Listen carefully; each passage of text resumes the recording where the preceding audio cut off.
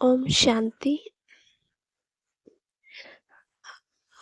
आगे बाबा ने कहा, अमृत वेले की समस्याएं और निवारण, 8वां अध्याय। बाबा कहते हैं, सुस्ती दूर करने के लिए योग में भिन्नता लाओ। जब आप योग में बैठते हो तो आपको चक्कर लगाना चाहिए। कभी मूल वतन में, कभी मधुबन और कभी सूक्ष्म वतन में चले जाओ। सर्विस के लिए भी मनन कर सकते हो। सिर्फ चुपचाप बैठ नहीं जाना चाहिए, परंतु चक्र लगाओ। अगर सुस्ती आती है तो सैर करो और फ्रेश हो जाओ। फिर बाबा कहते, नित्य नया नया अनुभव करो। जैसे आप सभी हर बात की गहराई में जाते हो, ऐसे हर गुण की अनुभूति की गहराई में जाओ। जितना गहराई में जाएंगे उतना हर रोज नया अनुभव कर सकेंगे। जैसे शांत स्वरूप का अनुभव रोज करते हो, लेकिन हर रोज नवीनता का अनुभव करो। नया अनुभव तब होगा जब एकांतवासी होंगे। एकांतवासी अर्थात सदा स्थूल एकांत के साथ साथ एक के अंत में सदा रहना। बाबा कहते, सदा ऐसे समझो कि आज नया अनुभव करके औरों को कराना है। फिर अमृत वेले बैठने में भी बड़ी रुचि होगी। नहीं तो कभी कभी सुस्ती की लहर आ जाती है। जहाँ नई चीज मिलती है वहाँ सुस्ती नहीं होती, और जहाँ वही वही बातें हैं तो सुस्ती आने लगती है। विदेशियों को भी जैसे वैरायटी अच्छी लगती है, जैसे पिकनिक में नमकीन भी चाहिए तो मीठा भी चाहिए, ऐसे ही जब अनुभव करने बैठते हो तो समझो हम पिकनिक पर जा रहे हैं। पिकनिक शब्द सुनते ही सुस्ती भाग जाएगी। वैसे भी आपको पिकनिक करना, बाहर जाना अच्छा लगता है ना, तो चले जाओ बाहर। कभी परम धाम में चले जाओ, कभी स्वर्ग में चले जाओ, कभी मधुबन में आ जाओ, कभी लंदन सेंटर में चले जाओ, कभी ऑस्ट्रेलिया पहुंच जाओ। वैरायटी होने से रमणीकता में आ जाएंगे। बाबा कहते, अमृत वेले पावरफुल स्टेज रखने का भिन्न भिन्न अनुभव करते रहो। कभी नॉलेजफुल स्टेज की अनुभूति करो, कभी प्रेम स्वरूप की अनुभूति करो। ऐसे भिन्न भिन्न स्टेज के अनुभव में रहने से एक तो अनुभव बढ़ता जाएगा, दूसरा याद में जो कभी कभी आलस्य व थकावट आती है वह भी नहीं आएगी। इसलिए रोज भिन्न भिन्न स्टेज का अनुभव करते रहो। कभी कर्मातीत स्टेज का, कभी फरिश्ते रूप का, कभी रूह रूहान का अनुभव करो। वैरायटी अनुभव करो। कब सेवादारी बनकर सूक्ष्म रूप से परिक्रमा लगाओ। इसी अनुभव को निरंतर आगे बढ़ाते रहो।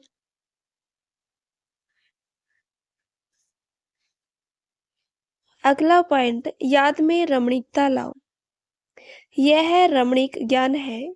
रमणीक अनुभव स्वतः ही सुस्ती को भगा देता है।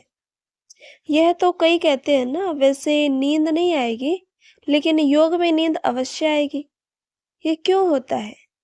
ऐसी बात नहीं कि थकावट है, लेकिन रमणीक रीति से और नेचुरल रूप से बुद्धि को सीट पर सेट नहीं करते हो, तो सिर्फ एक रूप से नहीं, लेकिन वैरायटी रूप से सेट करो। वही चीज अगर वैरायटी रूप से परिवर्तन कर यूज करते हैं तो दिल खुश होता है। चाहे बढ़िया चीज हो, लेकिन अगर एक ही चीज बार बार खाते रहो, देखते रहो, तो क्या होगा?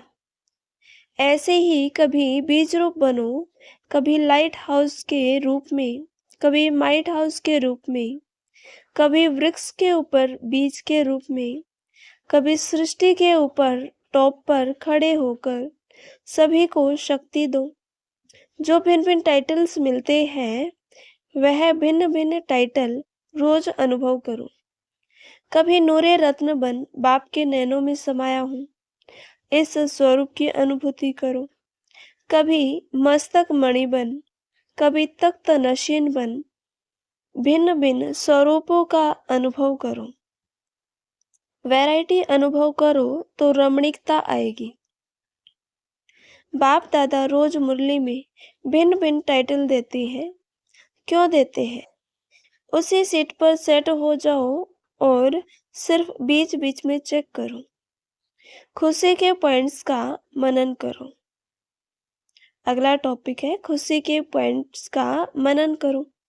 रोज अमृत वेले दिल खुश मिठाई खाते हो। जो रोज अमृत वेले दिल खुश मिठाई खाते हैं वो स्वयं भी सारा दिन खुश रहते हैं और दूसरों को भी उनको देख खुश होते हैं। यह ऐसी खुराक है जो कोई भी परिस्थिति आ जाए, लेकिन यह दिल खुश खुराक परिस्थिति को छोटा बना देती है, पहाड़ को रुई बना देती है। इतनी ताकत है इस खुराक में। जैसे शरीर के हिसाब से जो भी तंदुरुस्त व शक्तिशाली होगा वह हर परिस्थिति को सहज पार करेगा, और जो कमजोर होगा वह छोटी सी बात में भी घबरा जाएगा। कमजोर के आगे परिस्थिति बड़ी हो जाती है और शक्तिशाली के आगे परिस्थिति पहाड़ से रुई बन जाती है। तो रोज दिल खुश मिठाई खाना माना सदा दिल खुश रहे। यह अलौकिक खुशी के दिन कितने थोड़े हैं। देवताई खुशी और ब्राह्मणों की खुशी में भी फर्क है। यह ब्राह्मण जीवन की परमात्म खुशी, अतीन्द्रिय सुख की अनुभूति देवताई जीवन में भी नहीं होगी। इसलिए इस खुशी को जितना चाहे मनाओ। रोज समझो आज खुशी मनाने का दिन है। उड़ती कला अभी है, फिर तो जितना पाया उतना खाते रहेंगे। तो सदा यह स्मृति में रखो कि हम दिल खुश मिठाई खाने वाले हैं और दूसरों को खिलाने वाले हैं, क्योंकि जितना देंगे उतना और बढ़ती जाएगी। देखो, खुशी का चेहरा सबको अच्छा लगता है, और कोई दुख अशांति में घबराया हुआ चेहरा हो तो अच्छा नहीं लगेगा ना। जब दूसरों को अच्छा नहीं लगेगा तो अपना भी नहीं लगना चाहिए। तो सदैव खुशी के चेहरे से सेवा करते रहो। अगला पॉइंट, प्राप्तियों के महत्व को पहचान, पूर्ण फायदा उठाओ और ज्ञान रत्न धारण करो। अगला पॉइंट, प्राप्तियों के महत्व को पहचान, पूर्ण फायदा उठाओ और ज्ञान रत्न धारण करो। आज चारों ओर के रूहानी हंसों व होली हंसों के संगठन को देख रहे सभी होली हंस सदा ज्ञान रत्न ग्रहण करते और कराते हैं। हंसों का भोजन अमूल्य मोती होता है। ऐसे ही आप सब होली हंसों के बुद्धि का भोजन ज्ञान रत्न है। अमृत वेले से बाप दादा के साथ रूह रूहान द्वारा, रूहानी मिलन द्वारा ज्ञान रत्नों को धारण करते हो, शक्तियों को धारण करते हो। ऐसे ही सारा दिन मनन शक्ति द्वारा धारण किए हुए रत्नों को व शक्तियों को अपने जीवन में धारण कर औरों को कराते हो। अमृत वेले मिलन मनाने की शक्ति, ग्रहण करने अर्थात धारण करने की शक्ति, बाप द्वारा हर रोज के विशेष शुद्ध संकल्प रूपी प्रेरणा को कैच करने की शक्ति सबसे ज्यादा आवश्यक है। अमृत वेले के समय हर एक धारण करने की शक्ति द्वारा धारणा मूर्त बन जाते हैं। कोई बच्चे इतना गोल्डन चांस होते हुए चांस ले रहे हैं और कोई किनारे खड़े हो चांस लेने वालों को देख रही है, क्योंकि चाहना भी है, फिर भी क्यों बीच में रुकावट है। उसको जानते हो, माया भी बड़ी चतुर है। विशेष उस समय बाप से किनारा करने के लिए आ जाती है। विशेष बहानेबाजी के खेल में बच्चों को रिझा लेती है। जैसे बाजीगर अपनी बाजी में लोगों को आकर्षित कर लेते हैं, वैसे माया भी अनेक प्रकार के अलबेलेपन, आलस्य और व्यर्थ संकल्पों की बहानेबाजी में रिझा लेती है। इसलिए गोल्डन चांस को गंवा लेते हैं और फिर ऐसे समय को गंवाने के कारण, सहज प्राप्ति से वंचित होने के कारण सारा दिन का कमजोर फाउंडेशन हो जाता है। सारे दिन में कितना भी पुरुषार्थ करें, लेकिन सारे दिन की आदि अर्थात फाउंडेशन समय कमजोर होने के कारण मेहनत ज़्यादा करनी पड़ती, प्राप्ति कम होती है। प्राप्ति कम होने के कारण दो प्रकार की अवस्था का अनुभव करते हैं।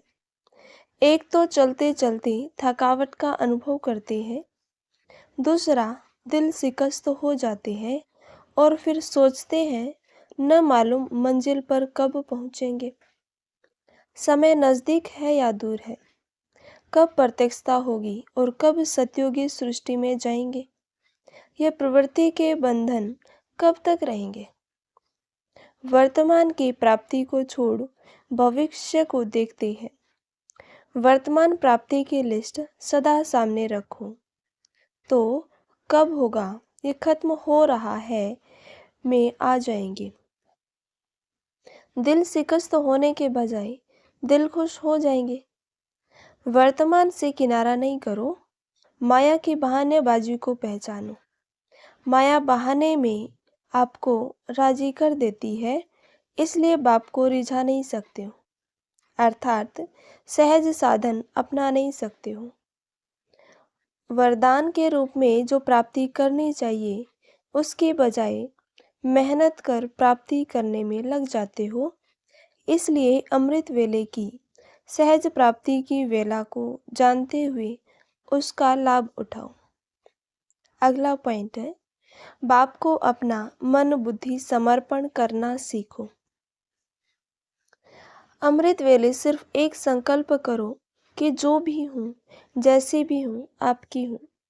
माया की बाजी को पार कर साथ में आकर बैठ जाओ।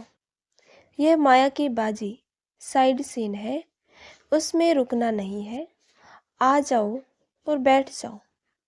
मन और बुद्धि को बाप के हवाले कर दो। यह मुश्किल है क्या? बाप द्वारा दी हुई वस्तु बाप को देने में मुश्किल क्यों? कभी तेरी फिर मेरी कहते हो, इस तेरी मेरी के चक्कर में आ जाते हो। अच्छा, ओम शांति। ऐसे ही हर रोज बीके पुस्तक सुनने के लिए इस चैनल को सब्सक्राइब करें। आगे के पॉइंट्स, अमृत वेले की समस्याएं और निवारण अगली वीडियो में सुनेंगे।